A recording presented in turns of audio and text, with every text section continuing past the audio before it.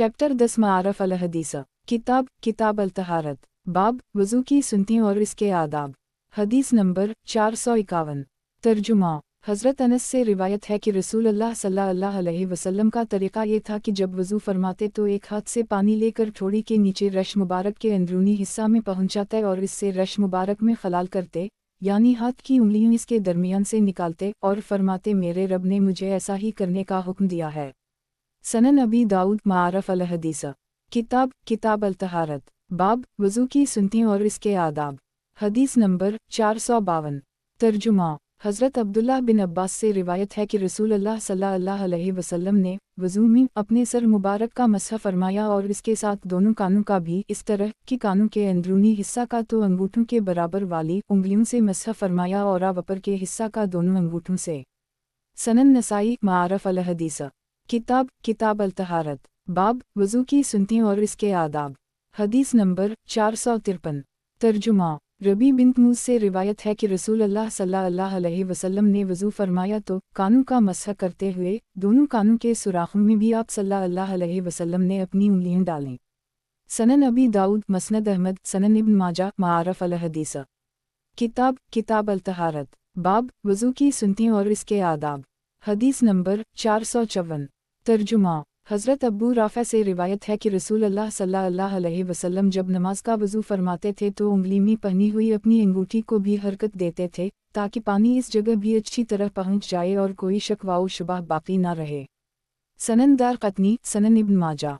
तशरीह। मुंदरजा बाला हदीसों में वज़ू के सिलसिला के जिन जिन अमाल का जिक्र है, मसलन दाढ़ी और हाथ पाँव की उंगलियों का खलाल करना, कानों के अंदर बाहर का अच्छी तरह मसह करना और उनके सुराखों तक भी उंगलियों पहुँचाना, उसी तरह हाथ में पहनी हुई अंगूठी को हरकत देना, ये सब वज़ू के तकमीली आदाब हैं जिनका इत्तिमाम रसूलुल्लाह सल्लल्लाहु अलैहि वसल्लम खुद भी फरमाते थे और अपने कौल व अमल से दूसरों को भी उनकी तालीम व तरग़ीब देते थे।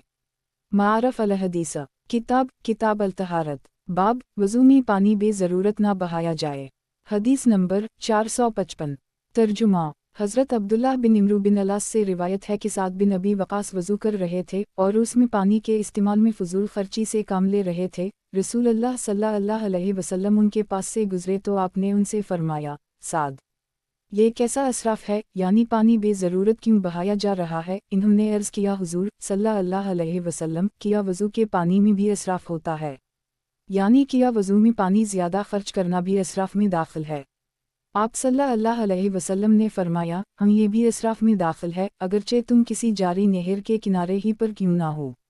मसनद अहमद सनन इब्न माजा।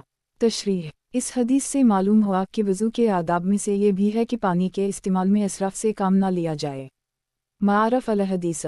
किताब अल तहारत। बाब वज़ू के बाद तौलिया या रुमाल का इस्तेमाल। हदीस नंबर 456। तर्जुमा। हज़रत मुआज़ बिन जबल से रिवायत है कि मैंने रसूलुल्लाह सल्लल्लाहु अलैहि वसल्लम को देखा कि जब आप सल्लल्लाहु अलैहि वसल्लम वज़ू फरमाते तो अपने एक कपड़े के किनारे से चेहरा मुबारक पूंछ लेते। जामा तिर्मिज़ी। तशरीह। इस हदीस से मालूम हुआ कि रसूलुल्लाह सल्लल्लाहु अलैहि वसल्लम वज़ू फरमाने के बाद अपने किसी कपड़े, चादर वग़ैरह के किनारे ही से चेहरा मुबारक पूंछ लेते थे। और इमाम तिर्मिज़ी ही ने हज़रत आयशा सिद्दीक़ा से रिवायत किया है कि वज़ू के बाद आज़ा वज़ू को पहुँचने के लिए रसूलुल्लाह सल्लल्लाहु अलैहि वसल्लम के वास्ते एक मुस्तक़िल कपड़ा रहता था जिसको आप सल्लल्लाहु अलैहि वसल्लम इस काम में इस्तेमाल करते थे। बाज़ और सहाबा काफ़िर अलिफ़मीन की रिवायत में भी ऐसे कपड़े या रुमाल का जिक्र आया है। इस सिलसिला की तमाम रिवायत को सामने रखने से मालूम होता है कि इस मकसद के लिए कोई मुस्तकिल कपड़ा रुमाल की तरह का भी रहता था और कभी कभी आप सल्लल्लाहु अलैहि वसल्लम अपने किसी कपड़े के किनारे से भी ये काम लेते थे। वाल्लाह ताला अलम। मारफ अल हदीस। किताब अल तहारत। बाब हर वज़ू के बाद अल्लाह ताला का कुछ जिक्र और नमाज। हदीस नंबर 457।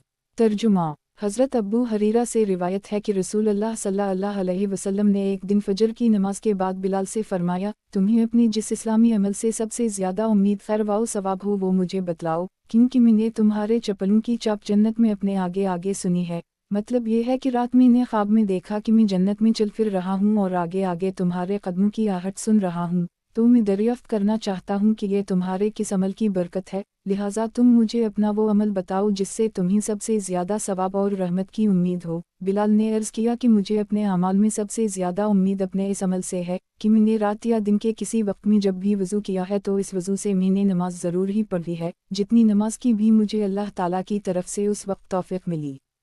صحیح بخاری واؤ صحیح مسلم۔ تشریح نمبر 17 پر بہولا مسلم واؤ ترمذی۔ حضرت عمر کی وہ حدیث گزر چکی ہے جس میں وضو کے بعد کلمہ شہادت اور دعا معصور اللہم اجعلنی من القمیبل واجعلنی من علوم التارل پڑھنے کی فضیلت واؤ برکت بیان فرمائی گئی ہے، اور نمبر 36 پر حضرت عثمان کی وہ حدیث بھی بہولا بخاری واؤ مسلم گزر چکی ہے جس میں وضو کرنے کے بعد قلبی توجہ اور یکسوئی کے ساتھ 2 رکعت نماز پڑھنے پر پچھلے سارے گناہوں کی معافی کی بشارت سنائی گئی ہے۔ اس سلسلہ میں ایک حدیث یہاں اور پڑھ لی جائے۔ اس حدیث میں رسول اللہ صلی اللہ علیہ وسلم نے حضرت بلال کے قدموں کی آہٹ یا چپلوں کی چاپ جنت میں سننے کی جو اطلاع دی ہے، جیسا کہ ترجمہ میں بھی ظاہر کر دیا گیا ہے، یہ خواب ایک کا واقعہ ہے، اس لیے یہ سوال پیدا ہی نہیں ہوتا کہ بلال الف لام زندگی ہی میں جنت میں کس طرح پہنچ گئے۔ البتہ حضور صلی اللہ علیہ وسلم کا خواب میں حضرت بلال الف لام کو جنت میں دیکھنا اور اس کا بیان فرمانا اس بات کی قطعی شہادت ہے کہ حضرت بلال الف لام جنتی ہی بلکہ درجہ اول کے جنتیوں میں ہی۔ اس حدیث کی روح اور اس کا خاص پیغام یہ ہے کہ بندہ اس کی عادت ڈالے کہ جب بھی وضو کرے اس سے حسب توفیق کچھ نماز ضرور پڑھے، خواہ فرض ہو، خواہ سنت، خواہ نفل۔ معارف الحدیث کتاب الطہارت، باب جنابت اور غسل جنابت۔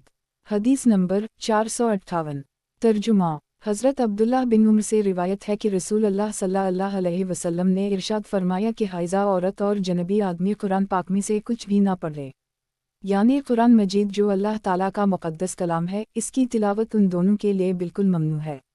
جامع ترمذی۔ تشریح ہر سلیم الفطرت اور صاحب روحانیت انسان جب اس کے جسم کے کسی حصہ سے کوئی گندا مادہ خارج ہوتا ہے یا اپنی طبیعت کا وہ کوئی ایسا بہیمی اور شہوانی تقاضا پورا کرتا ہے جو ملکوتیت سے بہت ہی بعید ہوتا ہے، تو جیسا کہ پہلے بھی ذکر کیا جا چکا ہے، وہ اپنے باطن میں ایک خاص قسم کی ظلمت و کدورت اور گندگی و آلودگی محسوس کرتا ہے، اور اس حالت میں عبادت جیسے مقدس کاموں کے قابل اپنے کو نہیں سمجھتا، اور بتلایا جا چکا ہے کہ دراصل اسی حالت کا نام حدث ہے۔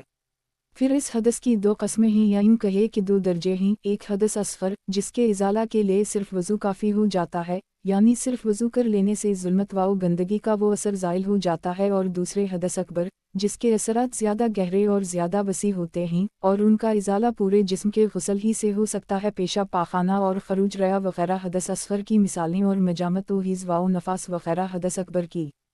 ہر سلیم الفطرت انسان اس روحانی ظلمت و کدورت کے ازالہ کے لیے جو مجامت یا حیض و نفاس سے قلب و روح میں پیدا ہوتی ہے، غسل ضروری سمجھتا ہے، اور جب تک غسل نہ کر لے اپنے کو مقدس مشاغل و وظائف میں مشغولی کے لائق بلکہ مقدس مقامات سے گزرنے کے بھی قابل نہیں سمجھتا، گویا یہ انسان کی سلیم فطرت کا تقاضا ہے۔ شریعت مطہرہ نے بھی ان حالات میں غسل واجب کیا ہے، اور غسل سے پہلے نماز اور تلاوت قرآن جیسے مقدس وظائف میں مشغول ہونے سے اور مساجد جیسے مقدس مقامات میں داخل ہونے سے منع فرمایا ہے۔ اس سلسلہ کی چند حدیثیں ذیل میں درج کی جاتی ہیں۔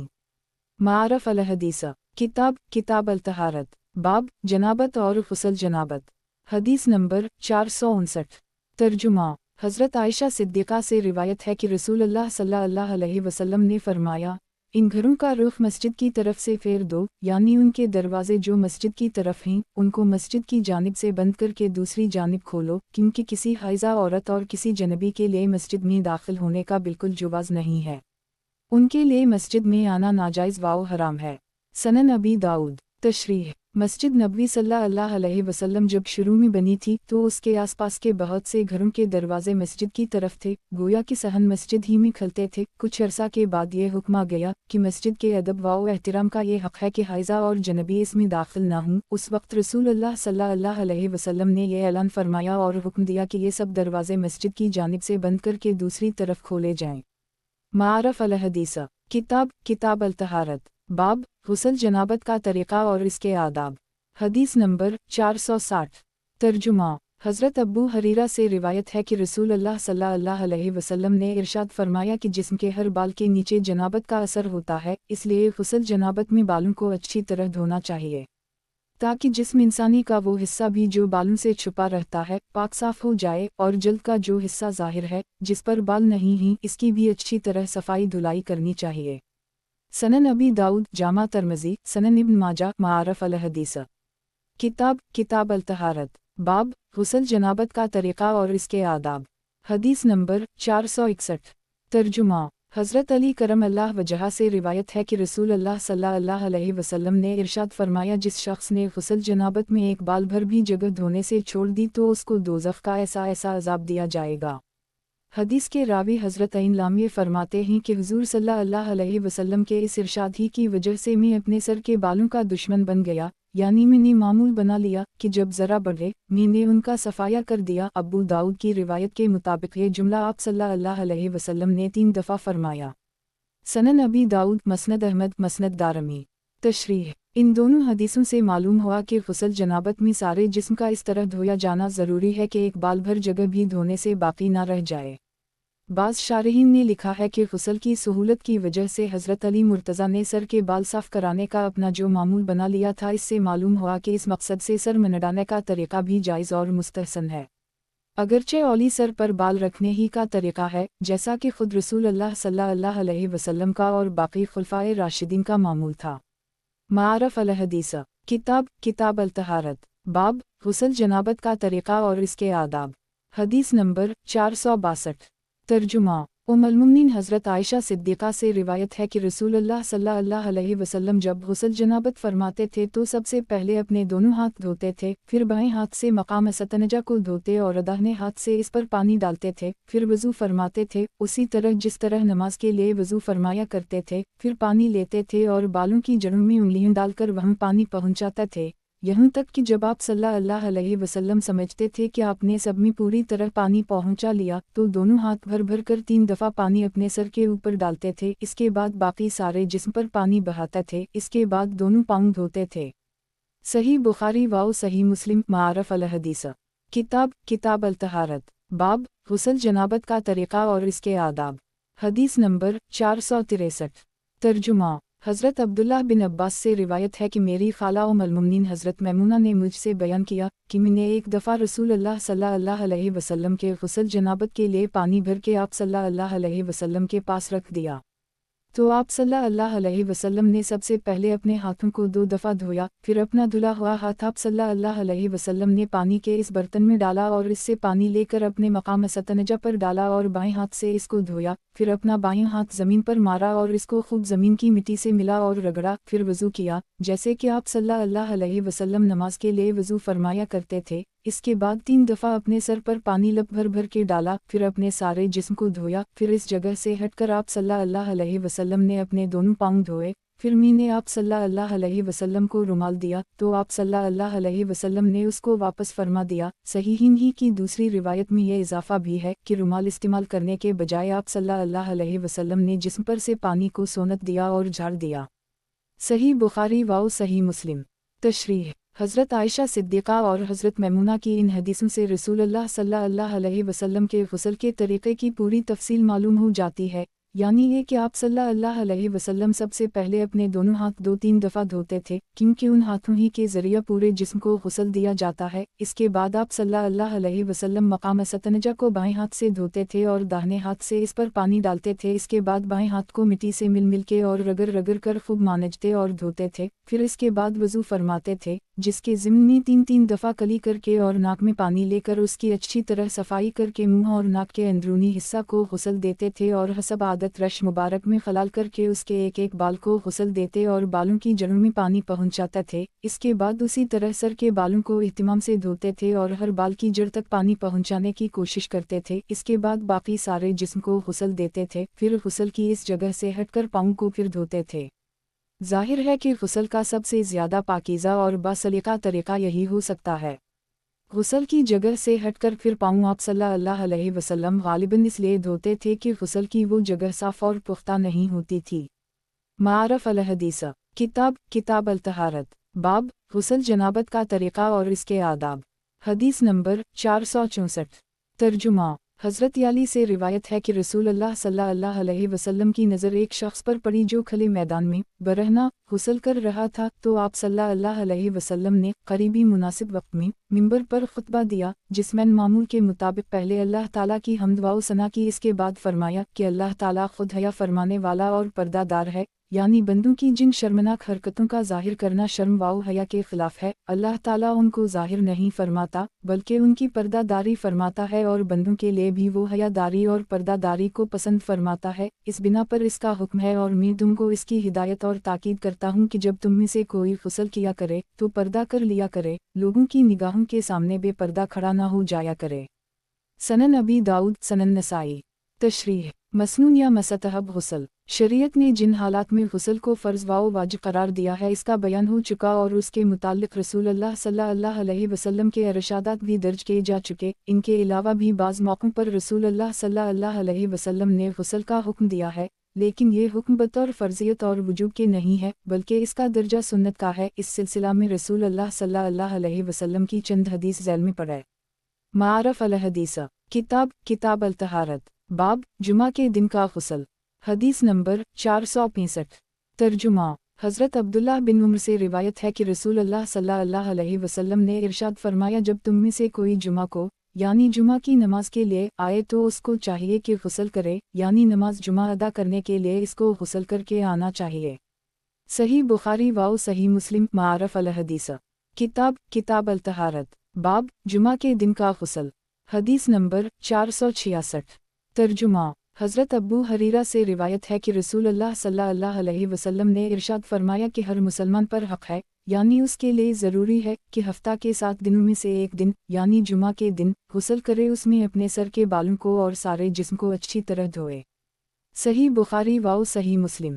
تشریح: ان دونوں حدیثوں میں جمعہ کے غسل کا تاکیدی حکم ہے، اور صحیحین ہی کی ایک اور حدیث میں جو حضرت ابو سعید خدری سے مروی ہے، غسل جمعہ کے لیے واجب کا لفظ بھی آیا ہے، لیکن امت کے اکثر ائمہ اور علماء شریعت کے نزدیک اس سے اصطلاحی وجوب مراد نہیں ہے، بلکہ اس کا مقصد بھی وہی تاکید ہے جو حضرت ابن عمر اور حضرت ابو ہریرہ کی مندرجہ بالا حدیثوں کا مدعا ہے۔ اس مسئلہ کی پوری وضاحت حضرت عبداللہ بن عباس کے ایک ارشاد سے ہوتی ہے جو انہوں نے بعض اہل عراق کے سوال کے جواب میں فرمایا تھا۔ سنن ابی داؤد میں حضرت ابن بے الف سین کے مشہور شاگر واو عین کاف میم ہے سے اس سوال واو جواب کی پوری تفصیل اس طرح مرسی ہے کہ عراق کے بعض لوگ حضرت ابن عباس کی خدمت میں حاضر ہوئے اور انہوں نے سوال کیا کہ آپ کے خیال میں جمعہ کے دن کا غسل واجب ہے؟ انہوں نے فرمایا، میرے نزدیک واجب تو نہیں ہے، لیکن اس میں بڑی طہارت و پاکیزگی ہے اور بڑی خیر ہے اس کے لیے جو اس دن غسل کرے، اور جو کسی وجہ سے ان دن غسل نہ کرے تو وہ گنہگار نہیں ہوگا، کیونکہ یہ غسل اس پر واجب نہیں ہے۔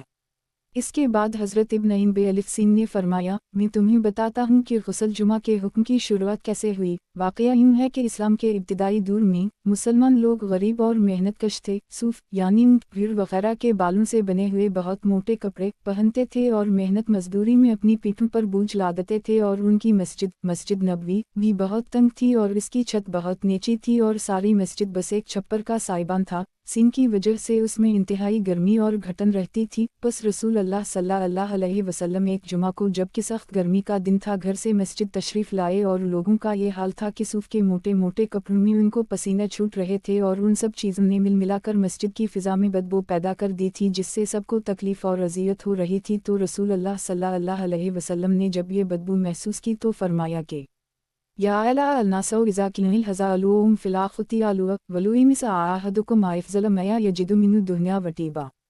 اے لوگوں، جب جمعہ کا یہ دن ہوا کرے تو تم لوگ غسل کیا کرو، اور جو اچھا خوشبودار تیل اور جو بہتر خوشبو جس کو دستیاب ہو وہ لگا لیا کرے۔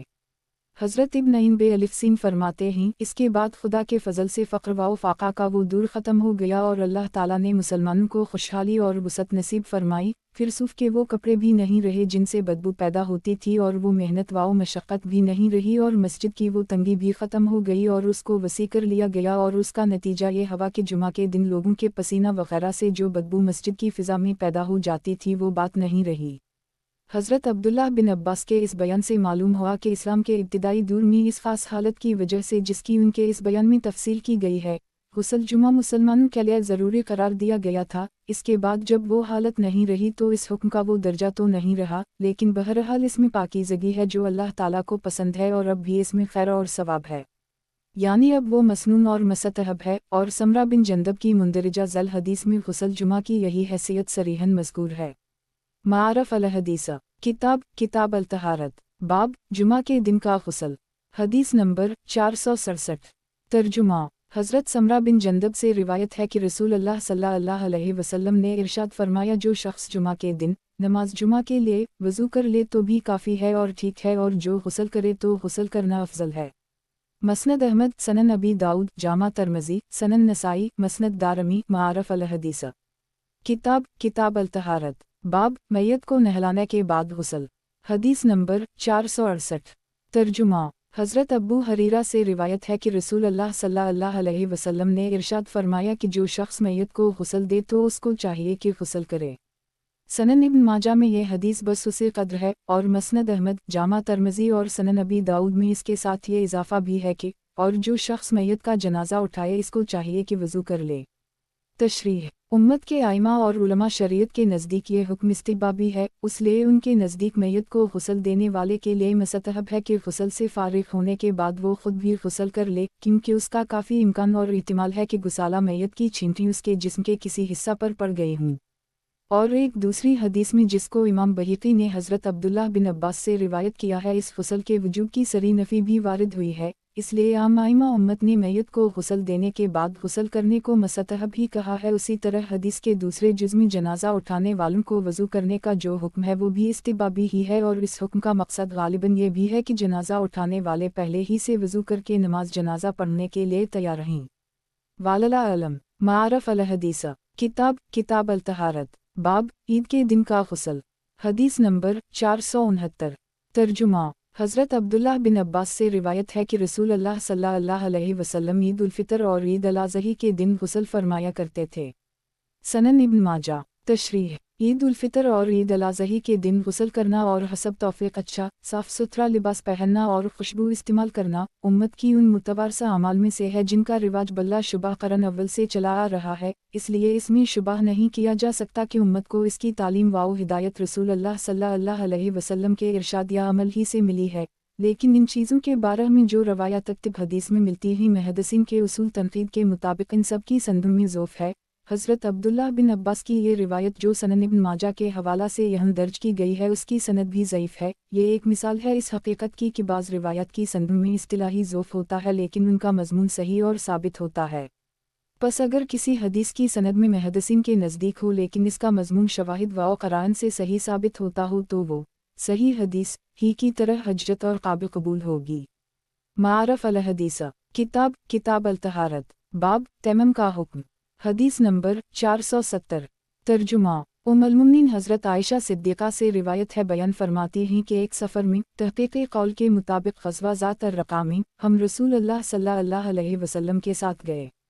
यहाँ तक कि जब हम मकाम बैदा या ज़ात अलजीश के मकाम पर थे, ये दोनों मकाम मदीना तैबा और खैबर के दरमियान पड़ते हैं, तो वहाँ मेरा एक हार जो दर हकीकत मेरी बड़ी बहन असमा का था और मैंने आरित उनसे लेकर गले में डाल लिया था, टूट कर गिर गया और गोया गुम हो गया। मैंने उसकी इत्तिला रसूल अल्लाह सल्लल्लाहु अलैहि वसल्लम को कर दी, तो उसको तलाश कराने के लिए आप सल्लल्लाहु अलैहि वसल्लम ने वहाँ क़याम फरमा लिया और आप सल्लल्लाहु अलैहि वसल्लम के साथ जो लोग थे वो भी ठहर गए और उस मकाम पर अपनी का कोई बंदोबस्त नहीं था। तो कुछ लोगों ने मेरे वालिद माजिद अब्बू बकर स्वाद दाल यकाफ के पास जाकर कहा कि आप देखते हैं आपकी साहिबजादी ऐन अलिफ या हमजा शिन ने किया है। इन्होंने हार गुम करके रसूल अल्लाह सल्लल्लाहु अलैहि वसल्लम और आप सल्लल्लाहु अलैहि वसल्लम के सब साथियों को यहाँ ठहरने पर मजबूर कर दिया है, हालांकि ना यहाँ पानी है और ना लश्कर के साथ पानी है। बस वालिद माजिद अब्बू बकर स्वाद दाल यकाफ मेरे पास तशरीफ़ लाए और उस वक्त रसूल अल्लाह सल्लल्लाहु अलैहि वसल्लम मेरी रान पर सर रखे आराम फरमा रहे थे और आप सल्लल्लाहु अलैहि वसल्लम को नींद आ गई थी। बस मुझसे मुखातिब होकर फरमाया कि तो रसूल अल्लाह सल्लल्लाहु अलैहि वसल्लम और आप सल्लल्लाहु अलैहि वसल्लम के सब साथियों के यहाँ रुकने का बाइस बन गई और सूरत हाल ये है कि यहाँ करीब में कहीं पानी नहीं है और ना लश्कर के साथ पानी का इंतज़ाम है। हज़रत आयशा फरमाती हैं कि वालिद माजिद ने मुझे खूब डांटा डिपटा और जो अल्लाह को मंजूर था इस वक्त इन्होंने मुझे वो सब कहा और गुस्सा से मेरे पहलू में कौंचे लगाए, लेकिन रसूल अल्लाह सल्लल्लाहु अलैहि वसल्लम चूँकि मेरी रान पर सर रखे आराम फरमा रहे थे इसलिए मैं बिल्कुल नहीं हिली कि मेरे हरकत करने से आप सल्लल्लाहु अलैहि वसल्लम के आराम में खलल ना पड़े। बस रसूल अल्लाह सल्लल्लाहु अलैहि वसल्लम सोते रहे, یہاں تک کہ آپ صلی اللہ علیہ وسلم نے صبح کی ایسے مقام پر اور ایسی حالت میں کہ وہاں پانی کا کوئی بندوبست نہیں تھا، تو اس وقت اللہ تعالیٰ نے تیمم کی آیت نازل فرمائی، تو سب لوگوں نے تیمم کیا اور تیمم کر کے نماز ادا کی گئی۔ تو اسید بن حضیر نے، جو ان نقبہ انصار میں سے ایک تھے جنہوں نے رسول اللہ صلی اللہ علیہ وسلم کے ہاتھ پر ہجرت سے پہلے بیعت کی تھی، کہا کہ اے اول ابو بے کافرے، یہ تیمم کا حکم تمہاری پہلی برکت نہیں ہے، بلکہ اس سے پہلے بھی تمہارے ذریعہ امت کو برکتیں مل چکی ہیں۔ حضرت عین الف یا حمزہ شین فرماتی ہیں کہ اس سب کے بعد جب اس اونٹ کو اٹھایا گیا جو میری سواری میں تھا تو میرا وہ ہار اس کے نیچے مل گیا۔ صحیح بخاری و صحیح مسلم۔ تشریح: تیمم بسا اوقات آدمی ایسی حالت اور کسی ایسی بیماری میں مبتلا ہوتا ہے کہ غسل یا وضو کرنا اس کے لیے مضر ہوتا ہے، اسی طرح کبھی آدمی ایسی جگہ ہوتا ہے کہ غسل یا وضو کے لیے وہاں پانی ہی میسر نہیں ہوتا۔ ان حالات میں اگر بلا غسل اور بلا وضو یوں ہی نماز پڑھنے کی اجازت دے دی جاتی تو اس کا ایک نقصان تو یہ ہوتا کہ ان اتفاقات سے طبیعتی ترک طہارت کی عادی بنتی، اور دوسرا اس سے بڑا ضرر یہ ہوتا کہ غسل اور وضو کی پابندی سے اللہ تعالیٰ کے دربار کی حاضری کا جو اہتمام محسوس ہوتا ہے اور اس کی وجہ سے اس حاضری کی عظمت اور اس کے تقدس کا جو تصور ذہن پر چھایا ہوا رہتا ہے وہ مجروح ہوتا۔ اس لیے اللہ تعالیٰ کی حکمت نے مجبوری کے ایسے حالات میں تیمم کو غسل اور وضو کا قائم مقام بنا دیا ہے۔ اب غسل اور وضو سے مجبور ہونے کے حالات میں جب آدمی نماز کے لیے تیمم کا اہتمام کرے گا تو اس کی عادت اور اس کے ذہن پر انشاءاللہ اس طرح کا کوئی غلط اثر نہیں پڑے گا۔ آتیم یہ ہے کہ سطح زمین پر یا مٹی کا پتھر یا ریت جیسی کسی چیز پر، یعنی ایسی چیزیں جو سطح زمین پر عموماً ہوتی ہیں، ان میں سے کسی پر طہارت کی نیت سے ہاتھ مار کر وہ ہاتھ چہرے اور ہاتھوں پر پھیر لے جائیں۔ اس طرح بس ہاتھ پھیر لینے سے بس تیمم ہو جاتا ہے۔ مٹی وغیرہ کا چہرے یا ہاتھوں پر لگنا ضروری نہیں ہے، بلکہ اس کا اہتمام کرنا چاہیے کہ مٹی وغیرہ چہرے اور ہاتھوں پر نہ لگے۔ تیمم کی حکمت: غسل اور وضو میں اپنی استعمال ہوتا ہے۔ اللہ تعالیٰ نے مجبوری کی حالت میں اس کے بجائے تیمم کا حکم دیا جس میں مٹی اور پتھر وغیرہ کا استعمال ہوتا ہے۔ اس کی ایک حکمت تو باز اہل تحقیق نے یہ بیان کی ہے کہ پوری زمین کے دو ہی حصے ہیں، ایک بڑے حصے کی سطح پانی ہے، دوسرے حصے کی سطح مٹی پتھر وغیرہ، اس لیے پانی اور مٹی میں خاص مناسبت ہے، نیز انسان کی ابتدائی تخلیق بھی مٹی اور پانی ہی سے ہوئی ہے۔ علاوہ ازیں مٹی ہی ایسی چیز ہے جس کو انسان سمندر کے علاوہ ہر جگہ پا سکتا ہے، اور مٹی کو ہاتھ لگا کر منہ پر پھیرنے میں دزلل اور خاکساری بھی ایک خاص شان ہے، اور چونکہ انسان کا آخری ٹھکانہ مٹی اور خاک ہی ہے اور اس کو خاک ہی میں ملنا ہے، اس لیے تیمم میں موت اور قبر کی یاد بھی ہے۔ واللہ تعالیٰ علم باسرار دینا۔ اس کے بعد تیمم سے متعلق چند حدیثیں پڑھیں۔ سب سے پہلے صحیحین کی وہ حدیث درج کی جاتی ہے جس میں اس واقعہ کا ذکر ہے جس میں تیمم کا حکم نازل ہوا۔ تشریح: حضرت عائشہ سواد دالیہ قافیہ کی اس روایت میں جس آیت تیمم کا ذکر ہے اس سے غالباً سورہ نساء کی آیت مراد ہے۔ اینو کنتم میمل ریزوادا یہ او الا سفرا او جلا احدون منکم میل الف لام غین الالف مدہ یہ تو اے او لمستم الانسا فلم تجدا ما فلتم اسمها سیدہ تبا فلم سہوا بوجوہکم ایدیکم ایکن اللہ کنہل افنتا گفورا سفر 4-3۔ اور اگر تم بیمار ہو اور پانی کا استعمال مضر ہو، یا تم سفر پر ہو، یا تم میں سے کوئی شخص استنجے سے آیا ہو، یا تم نے بیبیوں سے قربت کی ہو اور تم کو پانی نہ ملے، تو تم پاک زمین سے تیمم کر لیا کرو، یعنی اس زمین پر 2 ہاتھ مار کے اپنے چہروں اور ہاتھوں پر پھیر لیا کرو۔ اللہ تعالیٰ بہت معاف فرمانے والا اور بڑا بخشنے والا ہے۔ یہی مضمون لفظوں کے بہت خفیف فرق کے ساتھ سورہ مائدہ کے دوسرے رکوع میں بھی ارشاد فرمایا گیا ہے، اور بعض راویوں کے بیان سے معلوم ہوتا ہے کہ اس موقع پر سورہ مائدہ والی آیت نازل ہوئی تھی، لیکن اکثر مفسرین کی تحقیق یہ ہے کہ سورہ نساء والی آیت پہلے نازل ہوئی ہے اور سورہ مائدہ والی بعد میں۔ واللہ علم۔ معارف الحدیث۔ کتاب الطہارت۔ باب تیمم کا حکم۔ حدیث نمبر 471۔ ترجمہ: حضرت عمار بن یاسر سے روایت ہے کہ ایک شخص حضرت عمر بن الخطاب کی خدمت میں آیا اور اس نے مسئلہ پوچھا کہ مجھے غسل کی حاجت ہو گئی ہے اور پانی مجھے ملا نہیں، تو کیا کروں؟ حضرت عین میم الف رے نے، جو وہاں موجود تھے، حضرت عین میم رے سے کہا کیا آپ کو یاد نہیں کہ ایک دفعہ میں اور آپ سفر میں تھے اور ہم دونوں کو غسل کی حاجت ہو گئی تھی، تو آپ نے تو اس حالت میں نماز نہیں پڑھی اور میں نے یہ کیا کہ میں زمین پر خوب لوٹا پوٹا، کیونکہ میں سمجھتا تھا کہ جنابت والا تیمم بھی غسل کی طرح سارے جسم کا ہوتا ہوگا۔ تو جب ہم سفر سے واپس آئے تو میں نے یہ بات رسول اللہ صلی اللہ علیہ وسلم سے ذکر کی، تو آپ صلی اللہ علیہ وسلم نے ارشاد فرمایا کہ زمین پر سارے جسم کو لٹا मिटाने और खाक आलूद करने की कोई ज़रूरत नहीं थी, तुम्हारे लिए बस इतना करना काफ़ी था। ये कहकर आप सल्लल्लाहु अलैहि वसल्लम ने अपने दोनों हाथ ज़मीन पर मारे और उनको फूंका ताकि जो खाक धूल लगी हो वो उड़ जाए। फिर आप सल्लल्लाहु अलैहि वसल्लम ने उन दोनों हाथों को अपने चेहरे पर और हाथों पर फेर लिया। सही बुखारी व सही मुस्लिम। तशरीह। इस रिवायत में जिस वाक़या का जिक्र है इसमें हज़रत उम्र के नमाज ना पढ़ने की शारहीन ने मुख्तलिफ तौजीहें की हैं। उनमें सबसे ज़्यादा सहल अल्फाम यह है कि क़ालबा उनको पानी मिल जाने का इंतज़ार था और इसकी कुछ उम्मीद थी, इसलिए इन्होंने इस वक्त तैमम करके नमाज पढ़ना मुनासिब ना समझा। वाल्लाहु आलम। और हज़रत अम्मार को उस वक्त तक ये मालूम नहीं था कि गुस्ल जनाबत की जगह जो तैमम किया जाता है इसका तरीक़ा वही है जो वज़ू वाले तैमम का तरीक़ा है, इसलिए वो अपने इज्तिहाद से ज़मीन में लौटे पूटा। लेकिन जब रसूलुल्लाह सल्लल्लाहु अलैहि वसल्लम ने से इन्होंने अपने इस अमल का जिक्र किया तो आप सल्लल्लाहु अलैहि वसल्लम ने उनकी इस गलती की तस्हीह फरमा दी और बतला दिया कि जनाबत की हालत में गुस्ल की जगह जो तैमम किया जाता है इसका तरीक़ा वही है जो वज़ू वाले तैमम का है। हज़रत मीम दोनका वज़ू वाले तैमम का तरीक़ा जानते थे, इसलिए रसूलुल्लाह सल्लल्लाहु अलैहि वसल्लम ने उसकी तरफ बस इशारा फरमा दिया। हज़रत मीम की इस हदीस से ये भी मालूम हो गया कि तैमम में मिट्टी या खाक मुंह पर या हाथों पर लगना ज़रूरी नहीं है, बल्कि अगर ज़मीन पर या मिट्टी पर हाथ मारने से हाथों को खाक धूल लग जाए तो इसको फूंक देना बेहतर है। मारफ अल हदीस। किताब अल तहारत। बाब तैमम का हुक्म। हदीस नंबर 472। तर्जुमा। हज़रत अबू ज़र गफ़ारी से रिवायत है कि रसूलुल्लाह सल्लल्लाहु अलैहि वसल्लम ने इरशाद फरमाया कि पाक मिट्टी मुसलमान का सामान तहारत है अगरचे 10 साल तक पानी ना मिले। बस जब पानी पावे तो चाहिए कि इसको बदन पर डाले, यानी इससे वज़ू या गुस्ल कर ले, क्योंकि ये बहुत अच्छा है। मसनद अहमद, जामा तिर्मिज़ी, सनन अबी दाऊद। तशरीह। इस हदीस से मालूम हुआ कि अगर बरसहा बरस तक एक आदमी वज़ू या गुस्ल के लिए पानी ना पाए तो तैमम इसके लिए बराबर काफ़ी होता रहेगा। अलबत्ता जब पानी मैसर हो जाएगा तो गुस्ल या वज़ू इसके लिए ज़रूरी हो जाएगा।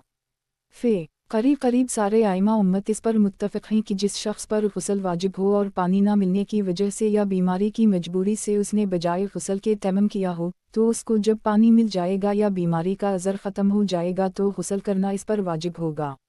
मारफ अल हदीस। किताब अल तहारत। बाब तैमम का हुक्म। हदीस नंबर 473। तर्जुमा। हज़रत अबू सईद ख़दरी से रिवायत है कि स्वादह अलिफ बेहेमी से दो शख्स सफ़र में गए, किसी मौका पर नमाज का वक्त आ गया और उनके साथ पानी था नहीं, इसलिए दोनों ने पाक मिट्टी से तैमम करके नमाज पढ़ ली। फिर नमाज का वक्त ख़त्म होने से पहले पानी भी मिल गया तो एक साहब ने तो वज़ू करके दोबारा नमाज पढ़ ली और दूसरे साहब ने नमाज का इयादा नहीं किया। फिर जब दोनों हुज़ूर सल्लल्लाहु अलैहि वसल्लम की खिदमत में हाजिर हुए तो इसका जिक्र किया, तो जिन साहब ने नमाज का इयादा नहीं किया था उनसे आप सल्लल्लाहु अलैहि वसल्लम ने फरमाया, तुमने ठीक तरीक़ा इख्तियार किया और तुमने जो नमाज तैमम करके पढ़ ली वो तुम्हारे लिए काफ़ी हो गई। शरई मसला यही है कि ऐसे मौका पर तैमम करके नमाज पढ़ लेना काफ़ी है, बाद में वक्त के अंदर पानी मिल जाने पर भी इयादा की ज़रूरत नहीं, इसलिए तुमने जो कुछ किया ठीक मसला के मुताबिक किया। और जिन साहब ने वज़ू करके नमाज दोबारा पढ़ी थी उनसे आप सल्लल्लाहु अलैहि वसल्लम ने फरमाया कि तुम्हें दोहरा सवाब मिलेगा, क्योंकि तुमने दोबारा जो नमाज पढ़ी वो नफल होगी। अल्लाह ताला नेकीम को ज़ाया नहीं फरमाता। सनन अबी दाऊद, मसनद दारमी, मारफ अल हदीस। किताब अस्सलात। बाब नमाज तर्क करना ईमान के मुनाफी और काफराना अमल है। हदीस नंबर 474। तर्जुमा। हज़रत जाबिर से रिवायत है कि रसूलुल्लाह सल्लल्लाहु अलैहि वसल्लम ने इरशाद फरमाया कि बंदा के और कफर के दरमियान नमाज छोड़ देने ही का फासिला है। सही मुस्लिम। तशरीह। नमाज की अज़मत व अहमियत और इसका इम्तियाज़। हज़रत नबिया अलैहिस्सलाम अल्लाह ताला की ज़ात व सिफ़ात, कमालात व ihसानात और इसकी तक़दीस व तौहीद के बारे में जो कुछ बतलाते हैं इसको मान लेने और इस पर ईमान ले आने का पहला कुदरती और बिल्कुल फितरी तकाज़ा ये है कि इंसान इसके हुज़ूर में अपनी फ़दूयत व बंदगी, मोहब्बत व शफ़क़तगी और मोहताजी व दरियुज़ागिरी का इजहार करके उसका क़रब और इसकी रहमत व रज़ा हासिल करे। नमाज का असल मौजू दरअसल यही है और इसमें कोई शुबाह नहीं कि नमाज इस मकसद के हुसूल का बेहतरीन वसीला है। उसी लिए हर नबी की तालीम में और हर आसमानी शरीयत में ईमान के बाद पहला हुक्म नमाज ही का रहा है, और उसी लिए अल्लाह की नाज़िल की हुई आखिरी शरीयत मुहम्मदी सल्लल्लाहु अलैहि वसल्लम में नमाज के शराइत व अरकान और सनन व आदाब और उसी तरह के मफसदात व मुकर्रुहात वगैरह के बयान का इतना एहतिमाम किया गया है और इसको इतनी अहमियत दी गई है जो इसके अलावा किसी दूसरी ताअत व इबादत को भी नहीं दी गई। हज़रत शाह वाली अल्लाह रहमा अल्लाह अलैहि हजत अल्लाह अल बलगा में नमाज का बयान शुरू करते हुए फरमाते हैं, أولمان الصلاة أعظم البعدلات شلانا وأوزهها برهانا وأشهرها في الناس وأنفها في النفس والزلي كاتني الشعر ببيان في الزلاء وتويا ووقعتها وشربتها وأركانها وآدابها ورخصها ونوافلها أتنا عظيم لم يفعل في سائر عنايا التماعات وجاليا من أعظم شعائر الكين. स्वाद 186 यानी नमाज अपनी अज़मत शान और मक़तज़ाए अक़ल व फ़ितरत होने के लिहाज से तमाम इबादात में का इम्तियाज़ रखती है और खुदा शनास व खुदा परस्त इंसानों में सबसे ज़्यादा मारूफ़ व मशहूर और नफ्स के तज़किया और तरबियत के लिए सबसे ज़्यादा नफ़ामंद है और उसीलिए शरीयत ने उसकी फ़जीलत इसके औक़ात के तयीन व तहदीद और इसके शराइत व अरकान और आदाब व नवाफिल और इसकी रुख़सतों के बयान का वो इहतिमाम किया है जो इबादत व ताअत की किसी दूसरी कस्म के लिए नहीं किया और इन्हीं ख़ुसूसियत व इम्तियाज़ात की वजह से नमाज को दीन का अजीम तरीन शियार और इम्तियाजी निशान करार दिया गया है। और उसी किताब में एक दूसरे मकाम पर नमाज के अज्जा असलिया और इसकी हकीकत बयान करते हुए फरमाते हैं वासल अलसलात सैलासिला आशवा आन यखज़ा अलुक़ल बैनुल मुलाहज़ा जलाल अल्लाह वाज़मता वैबर अलसानन तीलु कलज़मा वज़लिक अलख़ज़ु अफ़सा अबारिला वान युअदब अलजूर हसब ज़िल्लिक अलख़ज़ु। यानी नमाज के असल अनासिर तीन हैं, एक ये कि क़ल्ब अल्लाह ताला की ला इंतहा अज़मत व जलाल के ध्यान से सरफ़गंद हो, और दूसरे ये कि अल्लाह ताला की इस अज़मत व कब्रियाई और अपनी आजज़ी व सरफ़गंदगी को बेहतर से बेहतर अल्फाज में अपनी ज़बान से अदा करे, और तीसरे ये कि बाकी तमाम ज़ाहिरी आज़ा को भी अल्लाह ताला की अज़मत व जबरूत और अपनी आजज़ी व बंदगी की शहादत के लिए इस्तेमाल करे। फिर उसी सिलसिला कलाम में चंद सतर के बाद फरमाते हैं आमा अलसलात फ़िल अलमोजून अलुमरकब मन अलुफ़कर अलमिसरूफ़ तीलुका अज़मा अल्लाह वमन अलुआदा अलमबीन तिफ़लास अमला लला वतुजिया वजहा तीलुका अल्लाह बिक्सर अली स्टेलमिला फ़ी अल्लाह वमन आइफ़ा अल तज़ीमिया काल सजूद वालर रुकू यसीर कल वाहद अज़िद इलाखिर वमकमला वालमनबा अलैह। यानी नमाज की हकीकत तीन अज्जा से मुरक्कब है, एक अल्लाह ताला की अज़मत व कब्रियाई का तफ़क्कुर व इस्तेज़ार, दूसरे चंद ऐसी दुआएं और ऐसे अज़कार जिनसे ये बात ज़ाहिर हो कि बंदा की बंदगी और उसके आमाल खालिस अल्लाह के लिए हैं और वो अपना रुख यकसोई के साथ अल्लाह ताला ही की तरफ कर चुका है और अपनी हाजात में सिर्फ अल्लाह ताला ही की मदद चाहता है, और तीसरे चंद तज़ीमी अफ़ाल जैसे रुकू व सजदा वग़ैरह उनमें से हर एक दूसरे की तकमील करता है और इसकी तरफ दावत व तरग़ीब का ज़रिया बनता रहता है। आगे फरमाते हैं वालसलात म्यूरा जलूमोम मिद लल्तिजलियात अल-आख़िरुयत वस्बब अज़ीम लमहबा अल्लाह व रहमता विलंजा तमकनत मन अलब्द इज़महल फ़ी नूर अल्लाह व कफ़रत अनहु ख़ताया वला शय्या अनफ़ा मनसू अलुमारफ़िला मिन्हा लास्मा इज़ा फ़ल्लत आफ़ालहा व अक़वालहा अली हुज़ूर अलुक़लिब वालन्नी तलसा अलहा विलंजा जलत रस्मा मशहूरा इनफ़त मन गवाइल रस्म नफ़ा बैना वसारत शार ललू मुसलम यतिमियज़ बा मन अलू काफ़िर वला शय्या फ़ी तमरीन अनफ़सली इंक़ियाद अलतबिया लिलुआक़ुल वजरीनहा फ़ी हिकुमा मसल अलसलात स्वाद बेहतर 73 जल्द 1। इस इबारत में हज़रत शाह साहब ने नमाज की मुंदरजा ज़ल चंद ख़ुसूसियत और तासीरात बयान की हैं। अव्वल ये कि वो अहल ईमान की मिराज है और आखिरत में तजलियात इलाही के जो नज़ारे अहल ईमान को नसीब होने वाले हैं उनकी इस्तेदाद और सलाहियत पैदा करने का वो ख़ास ज़रिया है। दोम ये कि वो अल्लाह ताला की मोहब्बत व रहमत के हुसूल का वसीला है। सोमिए कि नमाज की हकीकत जब किसी बंदा को हासिल हो जाती है और इसकी रूह पर नमाज की कैफियत का ग़लबा हो जाता है तो वो बंदा नूर इलाही की मौजूद में डूबकर गुनाहों से पाक साफ़ हो जाता है, जैसे कि कोई मैली कचीली चीज़ दरिया की मौजूद में पड़कर पाक साफ़ हो जाती है या जैसे लोहा आग की भट्टी में रखकर साफ़ किया जाता है। चहारम ये कि नमाज जब हुजूर क़ल्ब और सादिक नीयत के साथ पढ़ी जाए तो गफलत और बुरे ख़यालात व वसावस के इज़ाला की वो बेहतरीन और बेमसल दवा है। पंजम ये कि नमाज को जब पूरी उम्मत मुस्लिमा के लिए एक मारूफ व मुकर्रर रस्म और उमूमी वजीफ़ा बना दिया गया तो उसकी वजह से कफ़र व शिरक और फ़स्क़ व ज़िलाल की बहुत सी तबाहकिन रसूम से हिफाजत का फ़ायदा भी हासिल हो गया और मुसलमानों का वो एक ऐसा इम्तियाज़ी शियार और दीनी निशान बन गया जिससे काफिर और मुस्लिम को पहचाना जा सकता है। शशम ये कि तबीयत को अक़ल की रहनुमाई का पाबंद और इसका बाबे फरमान बनाने की मश्क़ का बेहतरीन ज़रिया यही नमाज का निज़ाम है।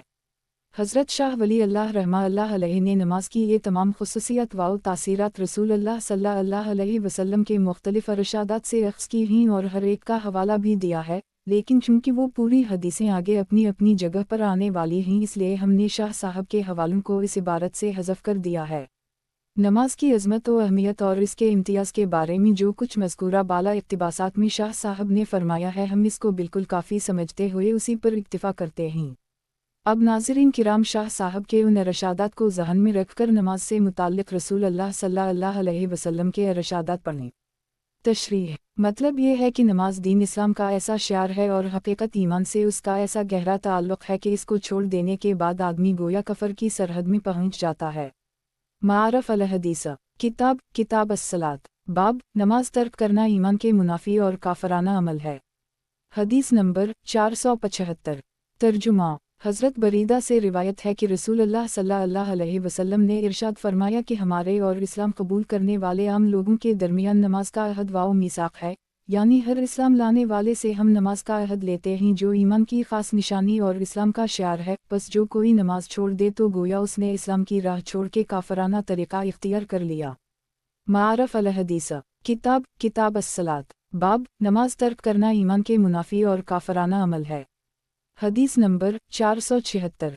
तर्जुमा हज़रत अबू उद्दरदा से रिवायत है कि मेरे खलील व महबूब सल्लल्लाहु अलैहि वसल्लम ने मुझे वसीयत फरमाई है कि अल्लाह के साथ कभी किसी चीज़ को शरीक ना करना, अगरचे तुम्हारे टुकड़े कर दिए जाएं और तुम्हें आग में भून दिया जाए, और ख़बरदार कभी बालारादा नमाज ना छोड़ना, क्योंकि जिसने दीदा व दानिस्ता और उम्दा नमाज छोड़ दी तो उसके बारह में वो ज़िम्मेदारी ख़त्म हो गई जो अल्लाह की तरफ से इसके वफ़ादार और साहब ईमान बंदों के लिए है, और ख़बरदार शराब कभी ना पीना क्योंकि वो हर बुराई की कुंजी है।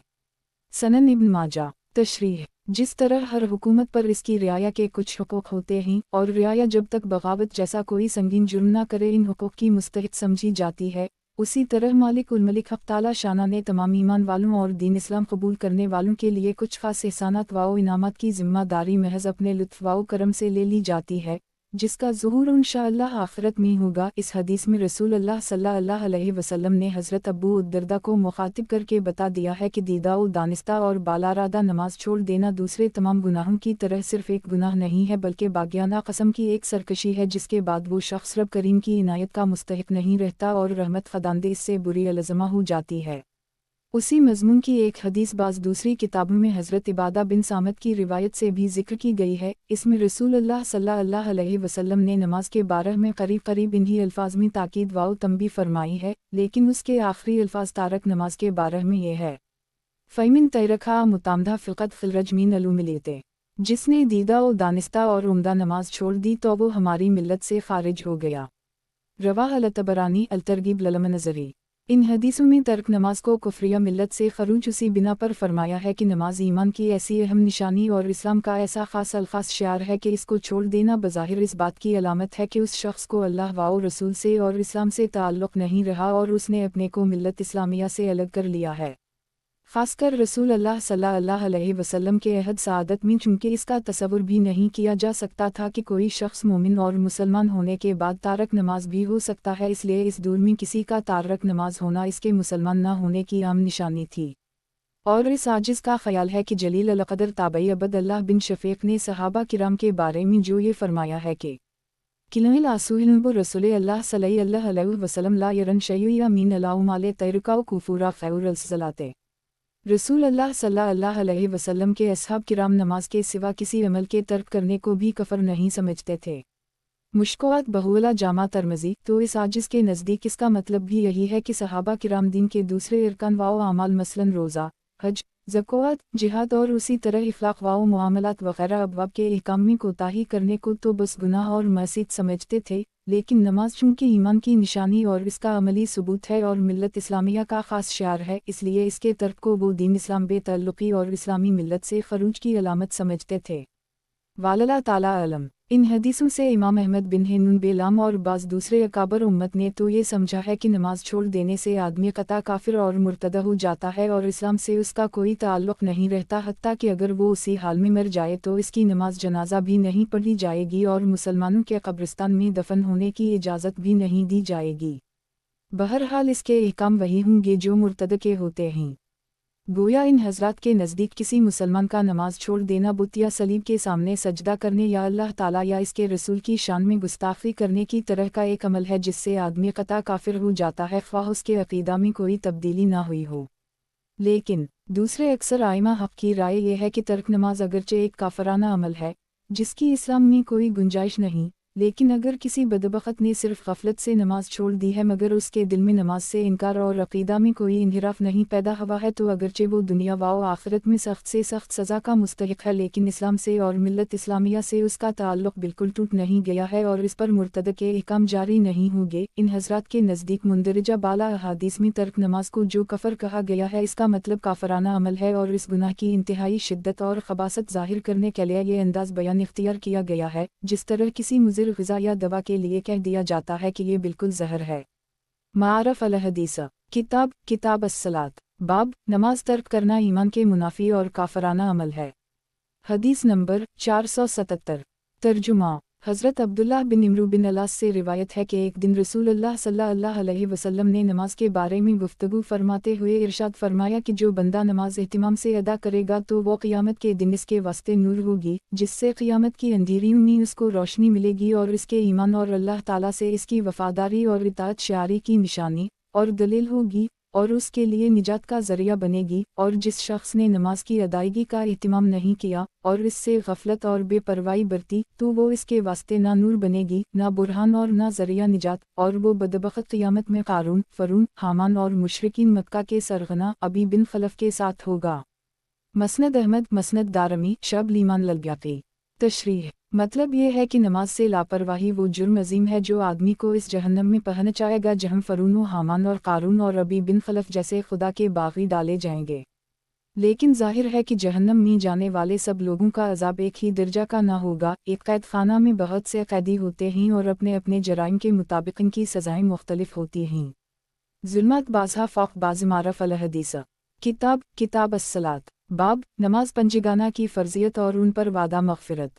حدیث نمبر 478 ترجمہ پانچ نمازیں اللہ تعالیٰ نے فرض کی ہیں جس نے ان کے لیے اچھی طرح وضو کیا اور ٹھیک وقت پر ان کو پڑھا اور رکوع سجود بھی جیسے کرنے چاہیے ویسے ہی کیے اور خشوع کی صفت کے ساتھ ان کو ادا کیا تو ایسے شخص کے لیے اللہ تعالیٰ کا پکا وعدہ ہے کہ وہ اس کو بخش دے گا، اور جس نے ایسا نہیں کیا اور نماز کے بارے میں اس نے کوتاہی کی تو اس کے لیے اللہ تعالیٰ کا کوئی وعدہ نہیں ہے، چاہے تو اس کو بخش دے گا اور چاہے گا تو سزا دے گا۔